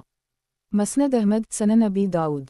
تشریح مطلب یہ ہے کہ جو صاحب ایمان بندہ اہتمام اور فکر کے ساتھ نماز اچھی طرح ادا کرے گا تو اولا تو وہ خود ہی گناہوں سے پرہیز کرنے والا ہوگا، اور اگر شیطان یا نفس کے فریب سے کبھی اس سے گناہ سرزد ہوں گے تو نماز کی برکت سے اس کو توبہ و استغفار کی توفیق ملتی رہے گی، جیسا کہ عام تجربہ اور مشاہدہ بھی ہے، اور اس سب کے علاوہ نماز اس کے لیے کفارہ سیئات بھی بنتی رہے گی، اور پھر نماز خود گناہوں کے میل کچیل کو صاف کرنے والی اور بندہ کو اللہ تعالیٰ کی خاص رحمت و عنایت کا مستحق بنانے والی وہ عبادت ہے جو فرشتوں کے لیے بھی باعث رشک ہے۔ اس لیے جو بندے نماز کے شرائط و آداب کا پورا اہتمام کرتے ہوئے خشوع کے ساتھ نماز ادا کرنے کے عادی ہوں گے ان کی مغفرت بالکل یقینی ہے، اور جو لوگ دعائے اسلام کے باوجود نماز کے بارے میں کوتاہی کریں گے ان کے حالات کے مطابق اللہ تعالیٰ جو فیصلہ چاہے گا کرے گا، چاہے ان کو سزا دے یا اپنی رحمت سے معاف فرما دے اور بخش دے۔ بہرحال وہ سخت خطرہ میں ہیں اور ان کی مغفرت اور بخشش کی کوئی گارنٹی نہیں۔ معارف الحدیث کتاب الصلاۃ باب نماز گناہوں کی معافی اور تطہیر کا ذریعہ۔ حدیث نمبر 479 ترجمہ حضرت ابو حریرہ سے روایت ہے کہ رسول اللہ صلی اللہ علیہ وسلم نے ایک دن ارشاد فرمایا، بتلاؤ اگر تم میں سے کسی کے دروازہ پر نہر جاری ہو جس میں روزانہ 5 دفعہ وہ نہاتا ہو تو کیا اس کے جسم پر کچھ میل کچیل باقی رہے گا؟ صحابہ نے عرض کیا کہ کچھ بھی نہیں باقی رہے گا۔ آپ صلی اللہ علیہ وسلم نے ارشاد فرمایا، بالکل یہی مثال 5 نمازوں کی ہے، اللہ تعالیٰ ان کے ذریعہ سے خطاؤں کو دھوتا اور مٹاتا ہے۔ صحیح بخاری و صحیح مسلم۔ تشریح صاحب ایمان بندہ جس کو نماز کی حقیقت نصیب ہو جب نماز میں مشغول ہوتا ہے تو اس کی روح گویا اللہ تعالیٰ کے بہر جلال و جمال میں غوطہ زن ہوتی ہے، اور جس طرح کوئی میلا کچیلا اور گندا کپڑا دریا کی موجوں پر پڑ کر پاک و صاف اور اجلا ہو جاتا ہے، اسی طرح اللہ تعالیٰ کے جلال و جمال کے انوار کی موجینس بندہ کے سارے میل کچیل کو صاف کر دیتی ہیں، اور جب دن میں 5 دفعہ یہ عمل ہو تو ظاہر ہے کہ اس بندہ میں میل کچیل کا نام و نشان بھی نہ رہ سکے گا۔ پس یہی حقیقت ہے جو رسول اللہ صلی اللہ علیہ وسلم نے اس مثال کے ذریعہ سمجھائی ہے۔ اگلی حدیث نمبر 7 میں حضرت صلی اللہ علیہ وسلم نے یہی بات ایک دوسرے انداز میں اور دوسری مثال کے ذریعہ سمجھانے کی کوشش فرمائی ہے۔ معارف الحدیث کتاب الصلاۃ باب نماز گناہوں کی معافی اور تطہیر کا ذریعہ۔ حدیث نمبر 480 ترجمہ हज़रत अबू ज़र रज़ी अल्लाह ताला अन्हा से रिवायत है कि रसूल अल्लाह सल्लल्लाहु अलैहि वसल्लम एक दिन सर्दी के अय्याम में बाहर तशरीफ़ ले गए और दरख्तों नुनहुना के पत्ते ख़ज़ों के सबब से खुद झड़ रहे थे। आप सल्लल्लाहु अलैहि वसल्लम ने एक दरख्त की दो टहनियों को पकड़ा और हिलाया तो एकदम उसके पत्ते झड़ने लगे। फिर हुज़ूर सल्लल्लाहु अलैहि वसल्लम ने मुझे मुखातिब करके फ़रमाया, ए अबू ज़र। मैंने अर्ज़ किया, हाज़िर हूँ या रसूल अल्लाह सल्लल्लाहु अलैहि वसल्लम। आप सल्लल्लाहु अलैहि वसल्लम ने फरमाया, जब मोमिन बंदा खालिस अल्लाह ताला के लिए नमाज पढ़ता है तो उसके गुनाह उन पत्तों की तरह झड़ जाते हैं। तशरीह यानी जिस तरह आफ़ताब की शुआओं और मौसम की ख़ास हवाओं ने उन पत्तों को खुश्क कर दिया है और अब यह हुआ कि मामूली झोंकने से ज़रा हरकत देने से इस तरह झड़ते हैं, इसी तरह जब बंदा मोमिन पूरी तरह अल्लाह ताला की तरफ मुतवज्जह होकर सिर्फ़ इसकी रिज़्वजूई के लिए नमाज पढ़ता है तो अनवार इलाही की शम्में और रहमत इलाही के झोंके इसके गुनाहों की गंदगी को फ़ना और इसके कसूरों के ख़स्वा व ख़ाशात को इससे जुदा करके उसको पाक साफ़ कर देते हैं। मारफ अल हदीस किताब अस्सलात बाब नमाज गुनाहों की माफ़ी और ततहीर का ज़रिया। हदीस नंबर 481। तर्जुमा हज़रत उस्मान से रिवायत है कि रसूल अल्लाह सल्लल्लाहु अलैहि वसल्लम ने फ़रमाया, जो मुसलमान आदमी फ़र्ज़। तशरीह इस हदीस से मालूम हुआ कि नमाज की ये तासीर और बरकत कि वो साबिक़ा गुनाहों का कफ़ारा बन जाती है और पहले गुनाहों की गंदगी को धो डालती है, इस शर्त के साथ मशरूत है कि वो आदमी कबीरा गुनाहों से आलूदा ना हो, क्योंकि कबीरा गुनाहों की नहूसत इतनी गलीज़ होती है और इसके नापाक असरात इतने गहरे होते हैं जिनका इज़ाला सिर्फ तौबा ही से हो सकता है। हम अल्लाह ताला चाहे तो यूं ही मुआफ़ फरमा दे, इसका कोई हाथ पकड़ने वाला नहीं। मारफ अल हदीस किताब अस्सलात बाब नमाज पर जन्नत और मग़फ़िरत का वादा। हदीस नंबर 482। तर्जुमा हज़रत उक़बा बिन आमिर से रिवायत है कि रसूल अल्लाह सल्लल्लाहु अलैहि वसल्लम ने फ़रमाया, जो मुसलमान अच्छी तरह वज़ू करे फिर अल्लाह के हुज़ूर में खड़े होकर पूरी क़ल्बी और तवज्जो के साथ 2 रकत नमाज पढ़े तो जन्नत इसके लिए ज़रूर वाजिब हो जाएगी। सही मुस्लिम। मारफ अल हदीस किताब अस्सलात बाब नमाज पर जन्नत और मग़फ़िरत का वादा। हदीस नंबर 483। तर्जुमा हज़रत ज़ैद बिन खालिद जहनी से रिवायत है कि रसूल अल्लाह सल्लल्लाहु अलैहि वसल्लम ने फ़रमाया कि अल्लाह ताला का जो बंदा ऐसी 2 रकत नमाज पढ़े जिसमें उसको गफलत बिल्कुल ना हो तो अल्लाह ताला इस नमाज ही के सिला में इसके सारे साबिक़ा गुनाह मुआफ़ फरमा देगा। तशरीह मुंदरजा बाला हदीसों की तशरीह में ऊपर जो कुछ लिखा जा चुका है वही इस हदीस की तशरीह के लिए भी काफ़ी है। अफसोस कैसी बदबख्ती है कि नमाज के बारे में रसूल अल्लाह सल्लल्लाहु अलैहि वसल्लम के उन तरहीबी और तरगीबी इरशादात के बावजूद उम्मत की बड़ी तादाद आज नमाज से गाफिल और बेपरवाह होकर अपने को अल्लाह ताला की रहमत और इसके अल्ताफ़ व इनायत से महरूम और अपनी दुनिया व आखिरत को बर्बाद कर रही है। विमा ज़लमनाहुम वलकिन ज़लमू अनफुसहुम यज़लिमून। मारफ अल हदीस किताब अस्सलात बाब नमाज महबूब तरीन अमल। हदीस नंबर 484। तर्जुमा हज़रत अब्दुल्लाह बिन मसूद से रिवायत है कि मैंने रसूल अल्लाह सल्लल्लाहु अलैहि वसल्लम से दरियाफ़्त किया कि देनी अमाल में से कौन सा अमल अल्लाह ताला को सबसे ज़्यादा महबूब है। आप सल्लल्लाहु अलैहि वसल्लम ने फ़रमाया, ठीक वक्त पर नमाज पढ़ना। फिर मैंने अर्ज़ किया कि इसके बाद कौन सा अमल ज़्यादा महबूब है। आप सल्लल्लाहु अलैहि वसल्लम ने फ़रमाया, माँ बाप की खिदमत करना। मैंने अर्ज़ किया कि इसके बाद कौन सा अमल ज़्यादा महबूब है। आप सल्लल्लाहु अलैहि वसल्लम ने फ़रमाया, राह खुदा में जिहाद करना। सही बुखारी व सही मुस्लिम। तशरीह इस हदीस में रसूल अल्लाह सल्लल्लाहु अलैहि वसल्लम ने वालिदैन की खिदमत और जिहाद से अफजल और महबूब तरीन नमाज को बतलाया है। अरबल्ला शुबाह नमाज का मकाम यही है और इसकी कुछ तफसील इस नाचीज़ के साला हकीकत नमाज में भी देखी जा सकती है। मारफ अल हदीस किताब अस्सलात बाब नमाज के औक़ात। हदीस नंबर 485। तर्जुमा हज़रत अब्दुल्ला इब्न इमरू से रिवायत है कि रसूल अल्लाह सल्लल्लाहु अलैहि वसल्लम से नमाज के औक़ात के बारे में दरियाफ़्त किया गया तो आप सल्लल्लाहु अलैहि वसल्लम ने फ़रमाया कि फ़जर की नमाज का वक्त तो उस वक्त तक रहता है जब तक कि सूरज का इब्तिदाई किनारा नमूदार ना हो, यानी सुबह को सूरज जब तुलू होने लगे और उफ़क़ पर इसका किनारा ज़रा भी नमूदार हो जाए तो फ़जर का वक्त ख़त्म हो जाता है और ज़हर का वक्त इस वक्त तक होता है जब आफ़ताब बीच आसमान से मग़रिब की जानिब ढल जाए और जब तक कि असर का वक्त नहीं आ जाता, और असर की नमाज का वक्त इस वक्त तक रहता है जब तक कि सूरज ज़र्द ना पड़ जाए और इस सूरज का पहला किनारा डूबने लगे, और मग़रिब की नमाज का वक्त इस वक्त होता है जब आफ़ताब डूबकर बिल्कुल गायब हो जाए और इस वक्त तक रहता है जब तक शफ़क़ गायब ना हो, और इशा की नमाज का वक्त आधी रात तक है। तशरीह नमाज के औक़ात। नमाज से जो आला मकासद और मुनाफा वाबस्ता हैं और अल्लाह के खुश नसीब बंद के लिए इसमें जो लज़ातें हैं, इनका तकाजा तो ये था कि ज़िंदगी के अगर सारे लम्हात नहीं तो कम अज़ कम दिन रात के अक्सर औक़ात नमाज में ज़रफ़ करने ज़रूरी करार दिए जाते। लेकिन चूँकि हिकमत इलाही ने इंसानों पर और भी बहुत सी ज़िम्मेदारियाँ डाली हैं, इसलिए दिन रात में सिर्फ 5 वक्त की नमाज़ें फ़र्ज़ की गई हैं और उनके औक़ात ऐसी हिकमत से मुकर्रर किए गए हैं कि नमाज से जो मकासद वाबस्ता हैं वो भी पूरे हों और दूसरी ज़िम्मेदारियों की अदायगी में भी खलल ना पड़े। सुबह नींद से उठने के वक्त यानी सुबह सादिक के बाद तुलू आफ्ताब से पहले फजर की नमाज फ़र्ज़ की गई है ताकि सुबह को सबसे पहला काम बारगाह क़दूसीत में हाज़िरी व इज़हार नियाज़ और बंदगी के मीसाक़ की तजदीद हो। फिर दोपहर यानी ज़वाल आफ्ताब तक कोई नमाज फ़र्ज़ नहीं की गई ताकि हर शख्स अपने हालात के मुताबिक अपने काम काज और दूसरी ज़िम्मेदारियों को इस तवील वक्फ़ा में अंजाम दे सके। पूरे आधे दिन के इस वक्फ़ा के बाद ज़हर की नमाज फ़र्ज़ की गई और उसमें भी ये सहूलत दी गई कि ख्वाह अव्वल वक्त अदा की जाए या अपने हालात के मुताबिक घंटा डेढ़ घंटा ताख़ीर करके पढ़ ली जाए। बहरहाल ये लाज़िम करार दिया गया है कि इस तवील वक्फ़ा के बाद नमाज ज़हर अदा की जाए ताकि गफलत या बारगाह ख़ुदांदी से गैर हाज़िरी की मुद्दत इससे ज़्यादा तवील ना हो। फिर शाम के आसार शुरू होने के वक्त असर की नमाज फ़र्ज़ की गई ताकि इस ख़ास वक्त में भी जो अक्सर लोगों के लिए अपने अपने कामों से फ़ुर्सत पाने और तफरीही मशागिल मशगूल होने का वक्त होता है, ईमान वाले बंदे अपने ज़ाहिर व बातिन से रब कुद्दूस की बारगाह में हाज़िर और इसकी इबादत में मशगूल हों। फिर दिन के ख़त्म होने पर गुरूब आफ्ताब के बाद मग़रिब की नमाज फ़र्ज़ की गई ताकि दिन के ख़ातिमा और रात के आगाज़ के वक्त हम फिर बारगाह क़दूसीत में हाज़िर होकर उसकी हम्दो तस्बीह और बंदगी के अहद की तजदीद करें। इसके बाद सोने के वक्त से पहले इशा की नमाज लाजिम की गई ताकि रोज़ाना की ज़िंदगी का हमारा आखिरी अमल यही हो और हम अपने मालिक से राब्ता नियाज़ कायम करके और ईमान व अब्दियत के अहद की तजदीद करके सोएं। और हमारी सहूलत के लिए पाँचों नमाज़ों के उन वक्तों में काफ़ी वसअत भी दी गई है। अपने वक्ती हालात के मुताबिक हम अव्वल वक्त भी पढ़ सकते हैं और दरमियानी वक्त में भी और आखिरत वक्त में भी। इस पूरी तफसील पर गौर करके हर शख्स समझ सकता है कि ज़हर से लेकर इशा तक की नमाज़ों के दरमियानी वक्फ़े तो इतने मुख्तसर हैं कि एक सच्चे मोमिन के लिए जो नमाज की कद्र व क़ीमत से वाकिफ़ हो और इसकी लज़ात से आशना हो, ज़हर पढ़ने के बाद असर का, असर के बाद मग़रिब का और मग़रिब के बाद इशा का मुंतज़िर और इसके लिए फ़िक्रमंद रहना कुदरती तौर पर बिल्कुल नागुज़ीर है। और इस तरह गोया इस पूरे वक्फ़ा में इसका दिल अल्लाह ताला की तरफ मुतवज्जह और नमाज से मुताल्लिक़ ही रहेगा।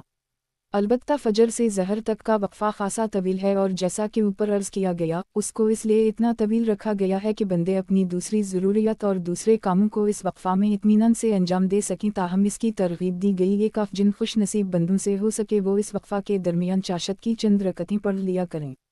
उसी तरह रात के सोने को इंसान की एक फ़ितरी और हक़ीक़ी ज़रूरत करार देकर इशा से फ़जर तक कोई नमाज फ़र्ज़ नहीं की गई है और ये वक्फ़ा सबसे ज़्यादा तवील रखा गया है। लेकिन यहाँ भी उसकी तरग़ीब दी गई है कि अल्लाह के बंदे आधी रात गुजरने के बाद किसी वक्त उठकर तहज्जुद की चंद रकतें पढ़ लिया करें।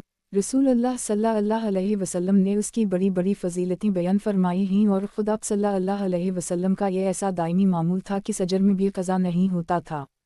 चाशत और तहज्जुद के मुतालिक रसूल अल्लाह सल्लल्लाहु अलैहि वसल्लम के तरग़ीबी इरशादात इंशाअल्लाह अपने मौका पर आएंगे। यहाँ तो ये तमहीदी इशारे सिर्फ नमाज पंजिगाना के बारे में किए गए या इसके बाद इस सिलसिला में रसूल अल्लाह सल्लल्लाहु अलैहि वसल्लम की अहादीस पढ़ी जाएं।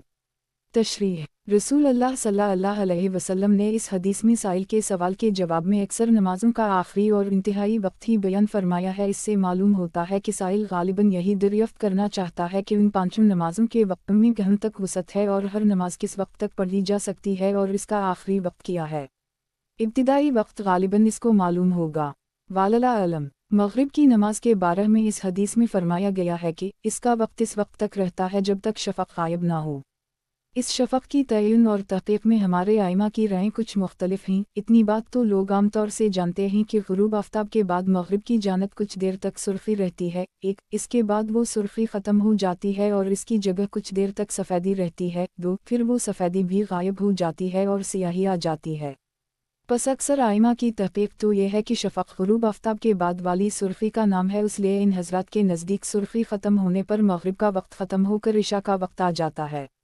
और इमाम अबू हनीफ़ा का मशहूर कौल ये है कि ग़ुरूब आफ्ताब के बाद वाली सुर्ख़ी और इसके बाद वाली सफ़ेदी दोनों को शफ़क़ कहा जाता है, इसलिए उनके कौल के मुताबिक मग़रिब का वक्त इस वक्त ख़त्म होता है जब मग़रिबी उफ़क़ पर सफ़ेदी भी बाकी ना रहे और सियाही आ जाए और उसी वक्त उनके नज़दीक अचा का वक्त आता है। लेकिन इमाम अबू हनीफा फ़िक़्ह से एक रिवायत दूसरे आइमा की तहक़ीक़ के मुताबिक भी मनक़ूल है, और वही इस मसला में उनके दोनों मशहूर शागिर्दों इमाम अबू वाउसीन फ़े और इमाम मीम दाल की भी तहक़ीक़ है।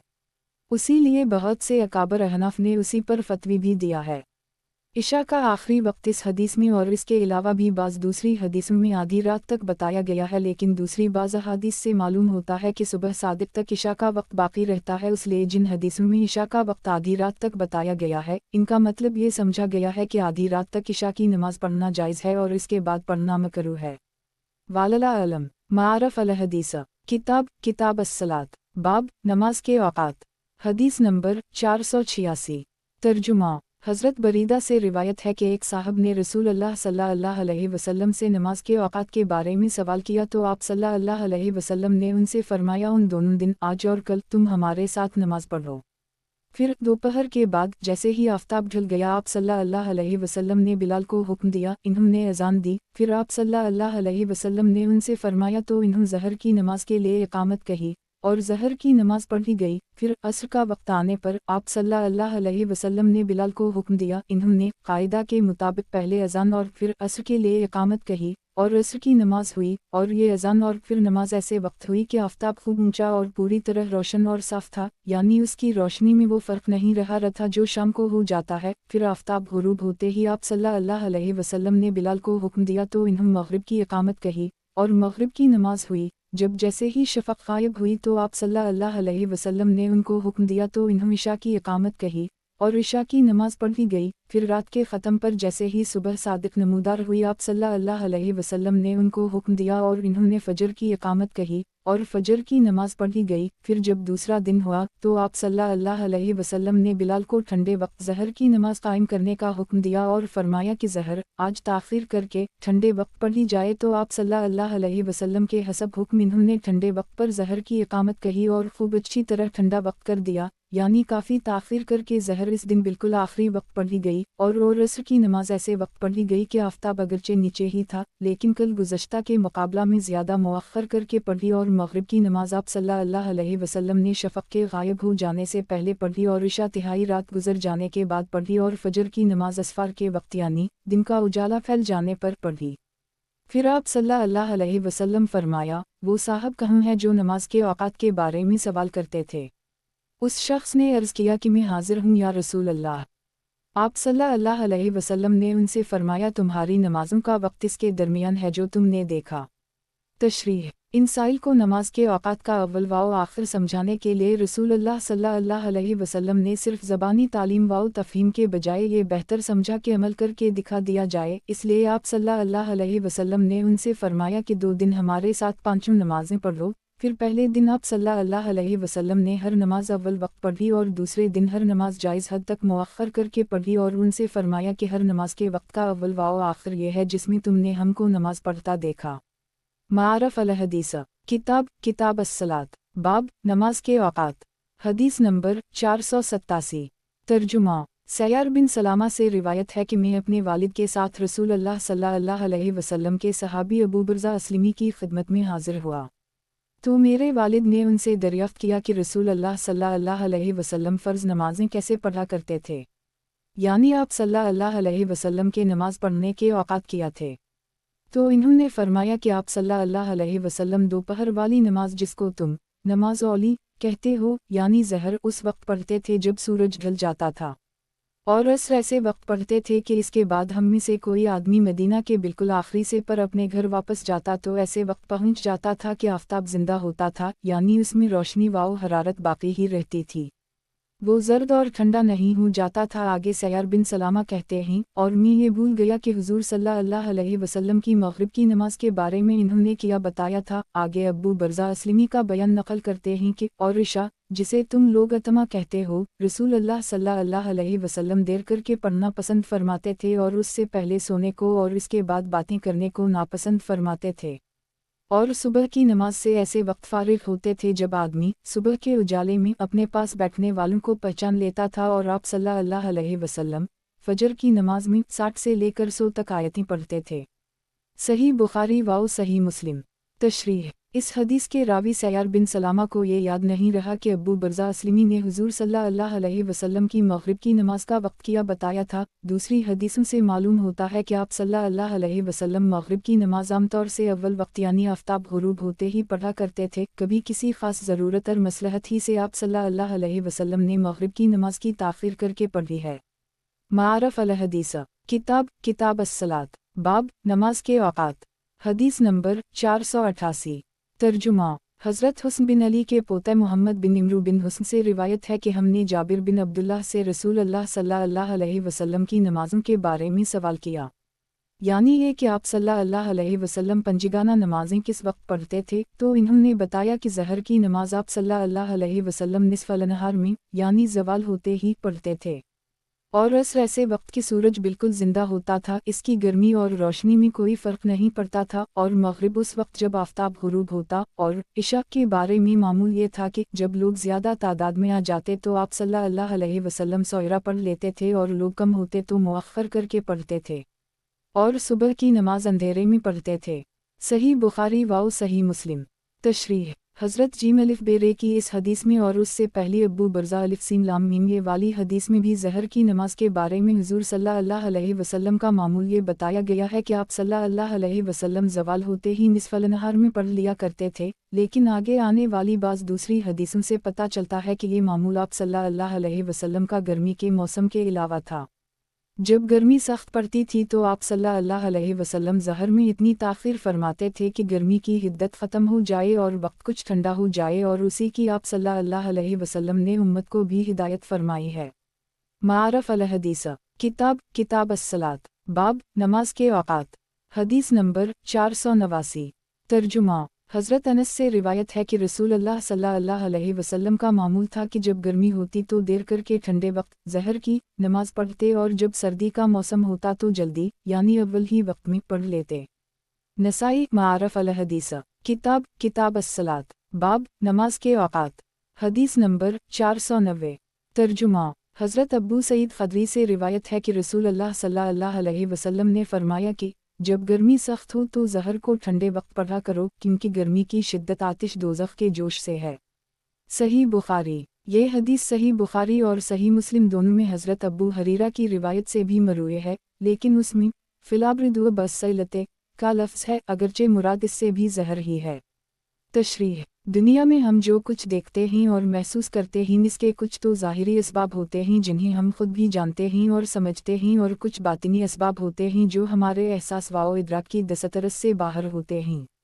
अनबिया अलैहिस्सलाम कभी कभी उनकी तरफ इशारे फरमाते हैं। इस हदीस में जो फरमाया गया है कि गर्मी की शिद्दत आतिश दोज़ख के जोश से है, ये उसे कबील की चीज़ है। गर्मी की शिद्दत का ज़ाहिरी सबब तो आफ्ताब है, और इस बात को हर शख्स जानता है और कोई भी इससे इनकार नहीं कर सकता, लेकिन आलम बातिन और आलम गैब में इसका ताल्लुक़ जहन्नम की आग से भी है, और ये उन हक़ाइक़ में से है जो अनबिया अलैहिस्सलाम ही के ज़रिया मालूम हो सकते हैं। दरअसल हर राहत और लज़्ज़त का मरकज़ और सरचश्मा जन्नत है, और हर तकलीफ़ व मुसीबत का असल ख़जाना और सरचश्मा जहन्नम है। इस दुनिया में जो कुछ राहत व लज़्ज़त या तकलीफ़ व मुसीबत है वो वहीं के लामहदूद ख़जाना का कोई ज़र्रा, और उसी उतहा समंदर का कोई क़तरा, और वहीं की हवाओं का कोई जौनका है, और उसको इस मरकज़ व मखज़न से ख़ास निस्बत है। उसी बुनियाद पर इस हदीस में गर्मी की शिद्दत को जहन्नम की तेज़ी और इसके जोश व ख़ुरूश से मंसूब किया गया है, और असल मकसद बस इतना है कि गर्मी की शिद्दत को जहन्नम से एक ख़ास निस्बत है, और वो गज़ब ख़ुदांदी का एक मज़हर है, और खनकी व ठंडक रहमत ख़ुदांदी की लहर है। इसलिए जिस मौसम में निस्फ़ल नहर के वक्त सख्त गर्मी हो और गर्मी की शिद्दत से फ़िज़ा जहन्नम बिन रही हो, तो ज़हर की नमाज कुछ ताख़ीर करके ऐसे वक्त पढ़ी जाए जब गर्मी की शिद्दत टूट जाए, वक्त कुछ ठंडा हो जाए। वाल्लाह ताला आलम। मारफ़ अल हदीस किताब अस्सलात बाब वक्त असर के बारे में आप सल्लल्लाहु अलैहि वसल्लम का मामूल और आप सल्लल्लाहु अलैहि वसल्लम की हिदायत। हदीस नंबर 491। तर्जुमा हज़रत अनस से रिवायत है कि रसूलुल्लाह सल्लल्लाहु अलैहि वसल्लम असर की नमाज ऐसे वक्त पढ़ते थे कि आफ्ताब बुलंद और ज़िंदा होता था। पसवाली यानी मदीना की बालाई आबादीम की तरफ जाने वाला आदमी हुजूर सल्लल्लाहु अलैहि वसल्लम के साथ नमाज असर पढ़ के चलता था तो वो अवाली ऐसे वक्त पहुंच जाता था कि आफ्ताब उस वक्त भी ऊंचा होता था। सही बुखारी व सही मुस्लिम। तशरीह हज़रत अनस को अल्लाह ताला ने बहुत तवील उम्र अता फरमाई। 1 पहली सदी हिजरी के अवाखिर में उनकी वफ़ात हुई है। खिलाफत राशिदा के खातिमा के बाद अमवी हुकूमत के भी तकरीबन 50 साल इन्होंने देखे हैं। उनके ज़माने में बनो उमैया के बाज़ खलफा और अमरा असर की नमाज में बहुत ताख़ीर करते थे। हज़रत अनस उनके इस तर्ज़ी अमल को बहुत गलत और खिलाफ सुन्नत समझते थे और हसब मौका अपनी इस राय का इजहार फरमाते थे। इस हदीस के बयान करने से भी उनका मकसद यही है कि रसूल अल्लाह सल्लल्लाहु अलैहि वसल्लम का मामूल असर की नमाज में इतनी ताख़ीर का नहीं था। आप सल्लल्लाहु अलैहि वसल्लम ऐसे वक्त असर पढ़ते थे कि आफ़ताब खूब बुलंद और अपनी हरारत और रोशनी के लिहाज से बिल्कुल जिंदा होता था, यहाँ तक कि आप सल्लल्लाहु अलैहि वसल्लम के साथ असर पढ़कर अगर कोई शख्स अवाली की तरफ जाता तो जिस वक्त वो वहाँ पहुँचता उस वक्त भी आफ़ताब बुलंदी पर होता। अवाली मदीना तैबा के करीब की वो आबादियाँ कहलाती हैं जो बजानिब मशरिक़ थोड़े फासिला पर हैं। इनमें से जो करीब हैं वो 2-3 मील पर हैं और जो दूर हैं वो 5-6 मील पर हैं। मारफ़ अल हदीस किताब अस्सलात बाब वक्त असर के बारे में आप सल्लल्लाहु अलैहि वसल्लम का मामूल और आप सल्लल्लाहु अलैहि वसल्लम की हिदायत। हदीस नंबर 492। तर्जुमा हज़रत अनस से रिवायत है कि रसूल अल्लाह सल्लल्लाहु अलैहि वसल्लम ने फरमाया कि ये मुनाफिक वाली नमाज है कि आदमी बैठा हुआ आफ़ताब का इंतज़ार करता रहे यहाँ तक कि वो ज़र्ब पड़ जाए और शैतान के दोनों कर्नों के दरमियान हो जाए तो खड़ा हो और 4 ठोंगी मारे और उनमें अल्लाह को बहुत ही थोड़ा याद करे। सही मुस्लिम। तशरीह मतलब ये है कि असर की नमाज में बल्ला किसी मजबूरी के इतनी ताख़ीर करना कि आफ़ताब में ज़र दिया जाए और इस आखिरी और तंग वक्त में मुर्ग़ की ठोंगों की तरह जल्दी जल्दी 4 रकतें पढ़ना जिनमें अल्लाह के ज़िक्र की मिक़दार भी बहुत कम और बेमतलब ये है कि असर की नमाज में बल्ला किसी मजबूरी के इतनी ताख़ीर करना कि आफ़ताब में ज़र दिया जाए और इस आखिरी और तंग वक्त में मुर्ग़ की ठोंगों की तरह जल्दी जल्दी 4 रकतें पढ़ना जिनमें अल्लाह के ज़िक्र की मिक़दार भी बहुत कम और बेमतलब ये है कि असर की नमाज में बल्ला किसी मजबूरी के इतनी ताख़ीर करना कि आफ़ताब में ज़र दिया जाए और इस आखिरी और तंग वक्त में मुर्ग़ की ठोंगों की तरह जल्दी जल्दी 4 रकतें पढ़ना जिनमें अल्लाह के ज़िक्र की मिक़दार भी बहुत कम और बस बराए नाम हो। एक मुनाफ़िकाना अमल है। मोमिन को चाहिए कि हर नमाज खासकर असर की नमाज अपने सही वक्त पर और तमानियत और तअदील के साथ पढ़े। जल्दी जल्दी रुकू सजदा करने की कैफियत को मुर्ग़ की ठोंगों से तशबीह दी गई है। क़ालबा इससे बेहतर कोई तशबीह नहीं हो सकती।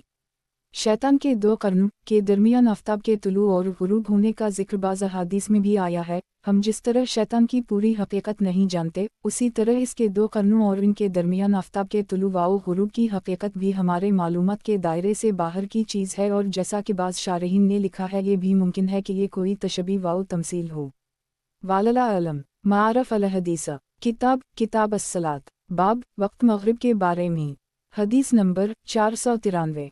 तर्जुमा हज़रत अब्बू अयूब अंसारी से रिवायत है कि रसूल अल्लाह सल्लल्लाहु अलैहि वसल्लम ने फरमाया मेरी उम्मत हमेशा खैर के साथ रहेगी जब तक कि मग़रिब की नमाज इतनी मुअख्खर करके ना पढ़े कि सितारे गुंजान हो जाएं।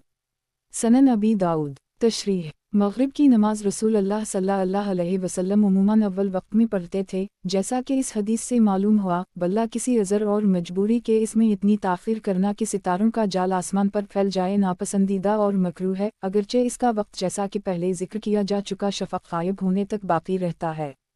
ताहम अगर कभी किसी अहमदेनी मशगूलियत की वजह से मग़रिब में कुछ ताख़ीर हो जाए तो इसकी गुंजाइश है। सही बुखारी में अब्दुल्लाह बिन शक़ीक़ से मरूवी है कि एक दफ़ा हज़रत अब्दुल्लाह बिन अब्बास ने असर के बाद वज़ू शुरू फरमाया यहाँ तक कि आफ़ताब ग़ुरूब हो गया और आसमान पर सितारे निकल आए और आपकी बात जारी रही। हाज़रीन में से बाज़ ने कहा अस्सलात अस्सलात, तो हज़रत इब्न अब्बास ने उनको डांटा और कभी कभी के रसूल अल्लाह सल्लल्लाहु अलैहि वसल्लम के तर्ज अमल का हवाला देकर उनको बतलाया कि ऐसे मौक़े पर ताख़ीर भी की जा सकती है। मारफ़ अल हदीस किताब अस्सलात बाब वक्तिशा के बारे में। हदीस नंबर 494। तर्जुमा हज़रत अब्बू हरीरा से रिवायत है कि रसूल अल्लाह सल्लल्लाहु अलैहि वसल्लम ने फरमाया कि अगर मुझे उम्मत की तकलीफ़ और मशक्क़त का ख़याल ना होता तो मैं इनको हुक्म देता कि इशा की नमाज तिहाई रात या आधी रात तक मुअख्खर करके ही पढ़ा करें। मसनद अहमद जामा तरमज़ी सनन इब्न माजा। मारफ़ अल हदीस किताब अस्सलात बाब वक्तिशा के बारे में। हदीस नंबर 495। तर्जुमा हज़रत अब्दुल्लाह बिन उम्र से रिवायत है कि एक रात नमाज इशा के वक्त हम लोग मस्जिद में रसूल अल्लाह सल्लल्लाहु अलैहि वसल्लम का बड़ी देर तक इंतज़ार करते रहे। फिर आप सल्लल्लाहु अलैहि वसल्लम उस वक्त 12 तशरीफ़ लाए जब तिहाई रात जा चुकी थी या उसके बाद, और हमें पता नहीं कि इस ताख़ीर का सबब अपने घर वालों के साथ आप सल्लल्लाहु अलैहि वसल्लम की कोई मशगूली थी या उसके सिवा कोई और चीज़ आप सल्लल्लाहु अलैहि वसल्लम को पेश आ गई थी। बहरहाल आप सल्लल्लाहु अलैहि वसल्लम घर से बाहर मस्जिद में तशरीफ़ लाए तो हमारी तसल्ली और दिलदारी के लिए ہم لوگوں سے فرمایا کہ تم لوگ اس وقت اس نماز کے انتظار میں ہو جس کا تمہارے سوا کسی دوسرے دین والے انتظار نہیں کرتے، اور اگر یہ خیال نہ ہوتا کہ میری امت کے لیے بھاری اور مشکل ہو جائے گی تو میں یہ نماز ہمیشہ دیر کر کے اسی وقت میں پڑھا کرتا، کیونکہ اس نماز کے لیے یہی وقت افضل ہے۔ اس کے بعد آپ صلی اللہ علیہ وسلم نے مؤذن کو حکم دیا تو اس نے اقامت کہی اور آپ صلی اللہ علیہ وسلم نے نماز پڑھائی۔ تشریح: ان دونوں حدیثوں سے معلوم ہوا کہ عشاء کی نماز کا افضل وقت اگرچہ وہ ہے جب کہ تہائی رات گزر جائے، لیکن اس وقت نماز پڑھنے میں چونکہ عام نمازیوں کے لیے زحمت اور مشقت ہے اور روزانہ اتنی دیر تک جاگ کر نماز کا انتظار کرنے میں بڑا مجاہدہ ہے، اس لیے رسول اللہ صلی اللہ علیہ وسلم مقتدیوں کی سہولت کے خیال سے عموماً اس سے پہلے ہی نماز پڑھ لیتے تھے، اور حضرت ج بیرے کی ایک حدیث میں پہلے بھی گزر چکا ہے کہ اگر لوگ عشاء کے لیے سویرا جمع ہو جاتے تو آپ صلی اللہ علیہ وسلم جلدی پڑھ لیتے تھے، اور اگر لوگوں کے آنے میں دیر ہوتی اور شروع وقت میں لوگ کم آتے تو آپ صلی اللہ علیہ وسلم کچھ دیر کر کے پڑھا کرتے تھے۔ آپ صلی اللہ علیہ وسلم کے اس طرز عمل و ارشاد سے ایک اہم اور نہایت قیمتی اصول یہ معلوم ہوا کہ اگر کسی اجتماعی عمل کے افضل وقت پر اور افضل شکل میں ادا کرنے کی وجہ سے عوام کو قابل لحاظ زحمت اور مشقت ہوتی ہو تو ان کی سہولت کے خیال سے وہاں اس افضل وقت اور افضل شکل کو ترک کر دینا ہی افضل اور بہتر ہوگا، اور عوام کے ساتھ اس شفقت و رعایت کا ثواب انشاءاللہ اس ثواب سے زیادہ ہوگا جو ترک افضل کی وجہ سے فوت ہوگا۔ دوسرے طور پر اس کو یوں بھی کہا جا سکتا ہے کہ اجتماعی اعمال میں وقت کی فضیلت یا شکل کی فضیلت کے مقابلہ میں عوام کی رعایت اور ان کی سہولت کی فضیلت مقدم ہے۔ ایک دوسری بات اس حدیث سے یہ بھی معلوم ہوئی کہ نماز عشاء کی فرضیت اس امت کے خصائص میں سے ہے، کسی اور امت پر یہ نماز فرض نہیں تھی، یہ بات بعض اور احادیث میں اس سے زیادہ صراحت کے ساتھ مذکور ہوئی ہے۔ معارف الحدیث کتاب الصلاۃ، باب وقت عشاء کے بارے میں، حدیث نمبر 496۔ ترجمہ: حضرت نعمان بن بشیر سے روایت ہے، انہوں نے فرمایا کہ میں اس نماز عشاء کے وقت کو میں تم سب سے زیادہ جاننے والا ہوں۔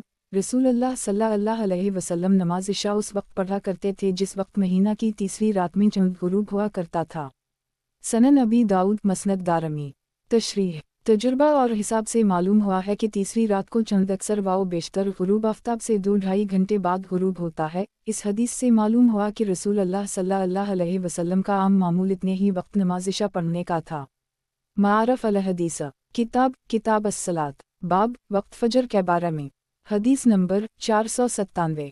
ترجمہ: حضرت عائشہ صدیقہ سے روایت ہے کہ رسول اللہ صلی اللہ علیہ وسلم صبح کی نماز ایسے وقت پڑھا کرتے تھے کہ عورتیں نماز سے فارغ ہو کر اپنی چادروں میں لپٹی واپس جاتی تو اندھیرے کی وجہ سے پہچانی نہ جا سکتیں۔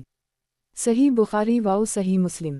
تشریح: مطلب یہ ہے کہ رسول اللہ صلی اللہ علیہ وسلم فجر کی نماز سویرا ایسے وقت میں پڑھتے تھے کہ نماز ختم ہونے کے بعد بھی اتنا اندھیرا رہتا تھا کہ مسجد سے اپنے گھر کو واپس جانے والی خواتین کو جو اپنی چادروں میں لپٹی لپٹائی ہوتی تھیں ان کا کوئی جاننے پہچاننے والا ان کے قد و قامت اور انداز رفتار سے پہچان نہیں سکتا تھا۔ معارف الحدیث کتاب الصلاۃ، باب وقت فجر کے بارے میں، حدیث نمبر 498۔